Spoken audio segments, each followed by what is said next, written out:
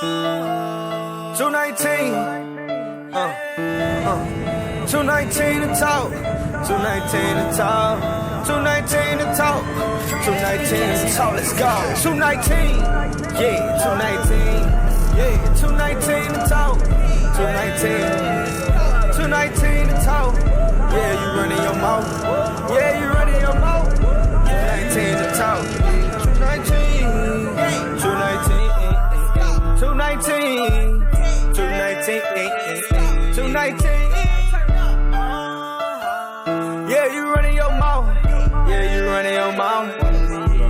JD and Reverend KJ with 219 to talk. We're coming at you. 5 minutes of showtime. Just keep going. We're coming at you from our studios here in Houston, Texas, and we're here talking about 219 to talk is about sports today. We're going to talk about the upcoming NFL and all the activities that have been going on this past week, and how much some of these guys have gotten paid, and praise the Lord, their homes have been changed due to the money that they're getting. But I always tell people, those guys they are rich, but the guys who are paying them are wealthy. And there's also going to be a Bill O'Brien bashing segment. So, yeah, that's KJ. If you're a Bill O'Brien fan, you might want to turn your eyes or turn into something else. Go take your nap or something. This is not the show for you. This is not going to be the show for you, because we are so sick and tired of Bill O'Brien. This boy has come here and destroyed this organization. You know what? Somebody brought up to my attention yesterday.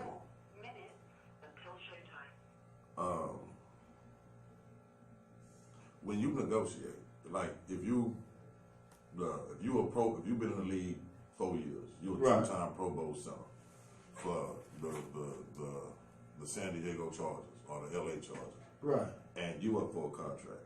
Exactly. The way negotiations work, you and your agent let the GM for the Chargers know, look, I expect to make $17 million a year. Right. GM for the Chargers tell you and your agent, we're willing to pay you $13 million a year. Right. That's when negotiations begin. The players are always going to shoot high. Obviously, That's what you're supposed to. The organizations are always going to shoot low. They're trying to save as much money as possible. Right. That's when conversation starts. That's where the back and forth comes into play, and ultimately y'all find some middle ground. You know what I'm saying? Or if y'all don't find middle ground, then that's when you hold out. What's crazy is they're saying that Jadeveon Clowney wanted Khalil Mack type of money, but nobody ever put an exact number. I never heard of a number that Jadeveon always people ask for. Right. The Texans never made an offer, period, to Jadeveon Clowney. And that's one of the things that bothered me the most about the whole situation. So you basically let it be understood that you have no desire to retain him, because you never even made an offer. Even after you made the franchise tag, you still had X amount of time to at least make a contract offer that you never did. Well, you have to understand something about Jadeveon Clowney. He came into the league hurt. He limped into the NFL. You know, he had big expectations because of the player he was in college. Yeah, South Carolina. But yeah, right. But if you remember, in South Carolina, he got a bad stickler on him because he quit on his team. Right. He stopped playing before the NFL draft so he wouldn't get hurt, but he was already hurt. That's why he stopped playing. But so the thing was, he already had a stigma attached to his name before he even got in the league. So that's why a lot of people were reluctant to deal with him and his agent and give him the big money that he should have really deserved. Now, not saying that Jadeveon for the last 2 years hasn't proved himself, because he's had Pro Bowl numbers. I mean, just ignorant numbers. You know, the last couple of years as far as sacks, tackles for losses, you know, breakups, you know, fumble sack recoveries, all that. He had outstanding numbers. Right. But the thing is, it's still that stigma attached that he'll quit on you, that he doesn't, you know, it's also was said that he doesn't practice as hard as he should. His work ethic is lazy. But you know, they comparing him, you know who they're comparing him to?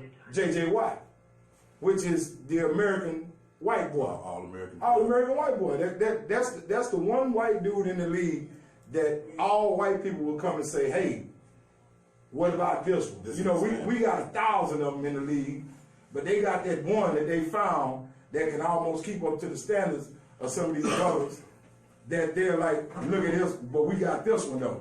Anybody that knows me knows, because I remember where I was at the moment that Jadeveon Clowney announced that he wasn't going to play his last year eligibility at South Carolina. Put a bad taste in my mouth. Leading up to the draft, everybody was saying how he was probably going to be the #1 overall pick. I was dead set against the Texans getting him for that reason. Right. That you quit on your team in college, who's to say you're not going to quit on your team in the pros? When he Exactly. got it, he's been in the league 5 years. His first 2 years, some of the injuries he had back then, to me, were questionable. And anybody that knows me knows the first 2 years of his career, I bashed Jadeveon Clowney We're getting ready to start. big time. I bashed Jadeveon big time. His All first 2 right, years. let the intro play.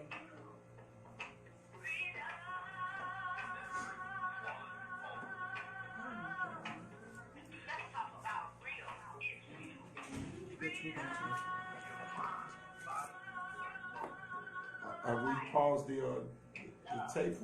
You live? It's You just just live. left. We got a lot of behind the scenes stuff going on, y'all, so forgive me. And this is our first day doing this, so I want y'all to know this is our inaugural show. All right, welcome to 219 The Talk. Welcome to 219 The Talk. Again, this is your host, JD, Okay, and I got Reverend KJ with me. And today we're going to be talking about the NFL because that is the big topic right now because of the start of the NFL. This is week 1 coming up of 17. So we got 17 good weeks to watch people bang their heads against the wall. They get paid millions of And dollars. get paid millions of dollars for doing it. So we're going to start today with, we're talking about the Texans because we are a Houston-based show. So the Texans are our team. Whether Don't we let the hat fool you. win, lose, or Houston draw. everything. Yeah, win, lose, or draw, we with the Texans. Right now, I think we're going to do a lot of losing.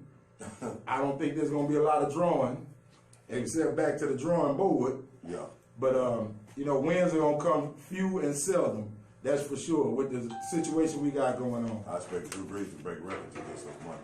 Oh, yeah. That's the point I was going to make right here. You look at the two people that I compare Jadeveon Clowney to the most in the league, Von Miller and Khalil Mack, as far as position. Right, exactly. Von Miller and Khalil Mack. The past 3 years, Jadeveon Clowney has led Von Miller and Khalil Mack in forced Fumble, right? fumble recoveries, Right. touchdowns, tackle for losses. Now, Miller and Mack have gotten more sacks than Clowney. Right, but But that's sacks aside, Clowney has led both of them in all those statistics. right. So Jadeveon Clowney to me has a legitimate beef when asking, or legitimate reason to ask for Khalil Mack type money. Now, with that said, what puzzles me the most is I remember when Brian Cushing was here. Exactly. Brian Cushing had that phenomenal rookie season.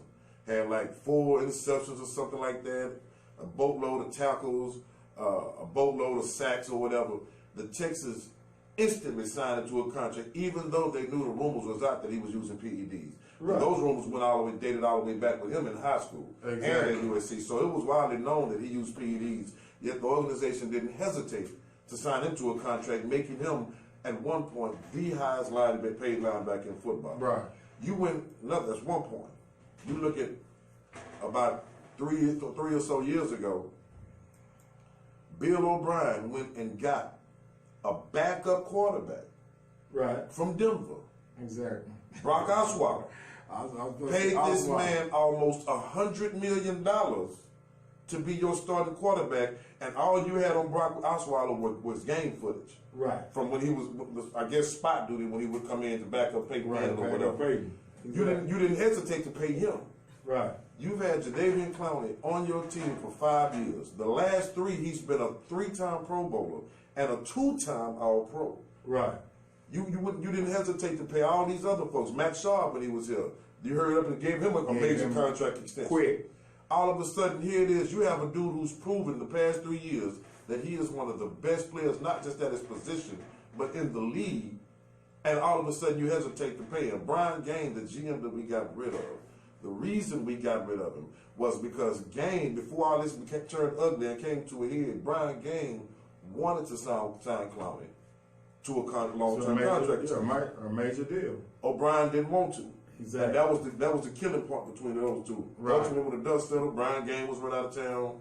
Bill O'Brien had all the authority. Yeah, he's had still all the here with power. authority. Exactly. And now, I mean, between the Clowney deal, the Merriman Tunsil deal, you gave up 2 first rounds and a second round draft pick for a 3-year non-Pro Bowl.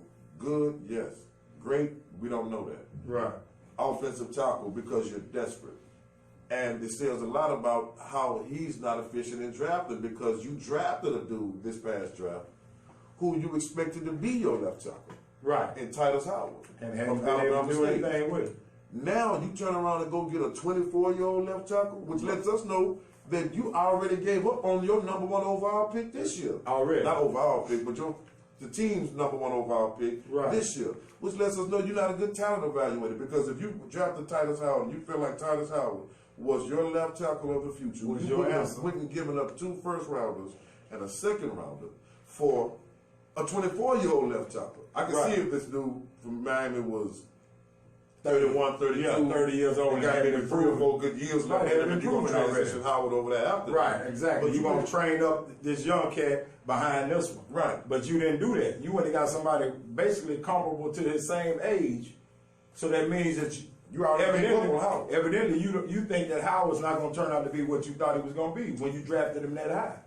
This Now- man has done nothing to warrant the authority. Nothing at all. And I always tell people this about the Texans. You have to understand that when you have a football team, there is a culture that's developed by a team. You know, you have to have a winning culture. And the Texans have never had a winning culture. They have been making dumb draft decisions, dumb organization decisions since day one. I'll go all the way back. Just, now think about what you just said. Right. Dumb draft decisions. We've had, in our organization's history, we've had 3 number 1 overall picks. Right. David Carr, Mario Williams, Right. and now Jadeveon Clowney. And none of them are here anymore. None of them, not only are none of them here anymore, None of them paying out. none of them ever got a second contract. Exactly. None of them paying ever out. got a second That's what I contract. mean by paying out. None So of that just proves your point again about Right. him not drafting good. You But can't tell the me thing 3 number 1 is- overall picks and you don't have any of them? And we When only you- been in existence 17 years? And you talk about Jadeveon Clowney's performance, but you have to understand something. Jadeveon Clowney has never been put in a situation or a defense where he see Khalil Mack and these other guys you're talking about. The defense is designed for them to get to the quarterback. Right. Jadeveon Clowney is not in that type of situation. J.J. Watt is.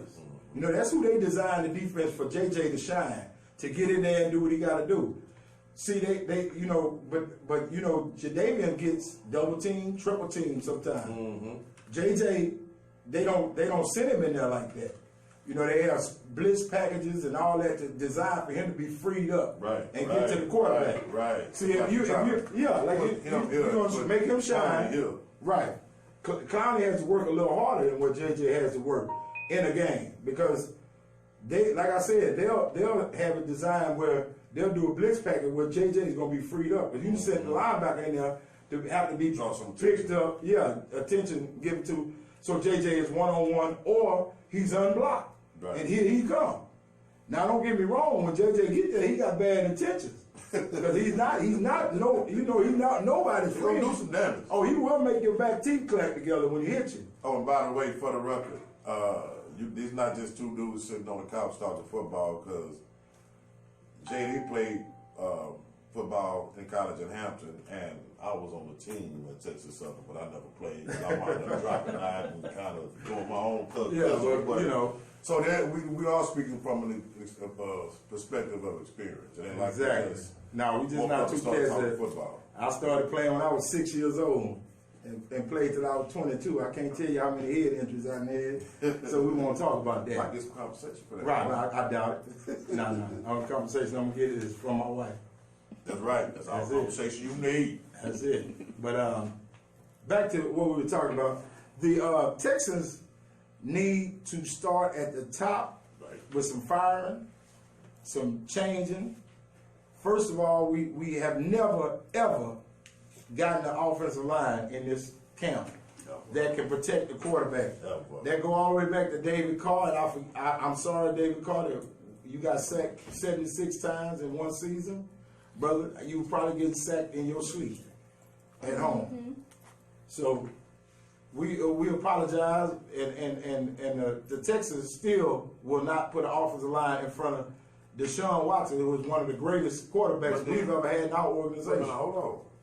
This is a question I asked you. Is it the offensive line or is it the people that are developing them? And the reason why I asked that is because Brandon Brooks, a former offensive lineman that we had. Right. I don't know if we traded him or just released him or what, but he obviously not with the team anymore. Right. He's gone to Philadelphia and been a 2 or 3 time Pro Bowl. Right. Ben Jones, another offensive lineman we had, we got rid of him, and I forgot what team he went to, but he just got a contract extension with the team he with. Right. Zurafilo, lineman, I want to say we had either last year or the year before The year before last. went to the Cowboys, Right, and he exactly. was a